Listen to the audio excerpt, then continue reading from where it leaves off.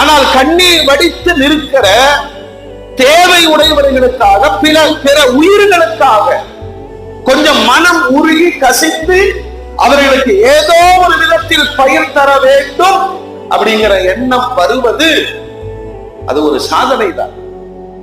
அது ஒரு சாதனை தான். அது வராது என்ற காரணத்தினால் யார் அதனை வரவழைத்து வெற்றி கொள்கிறார்களோ அதோட விலை என்ன தெரியுமா? நீங்க தொழுது, நோம்பு வச்சு, ஜகாத் கொடுத்து, ஹஜ் செஞ்சு இத்தனை இபாதத்துகளுக்கு பிறகு நீங்கள் எதை எதிர்பார்க்கிறீர்கள்? அல்லாஹ் சொர்க்கத்தை கொடுங்க இல்லையா? இவ்வளவு பெரிய சன்மானத்தை பிறருக்காக கொஞ்சம் விட்டு கொடுத்த குர்ஆன் அல்லாஹ் சொல்லுவாங்க. இந்த மாதிரி சபை கூடுது, சபை எத்தனையோ இடங்களில் கூடுகிறது இல்லையா?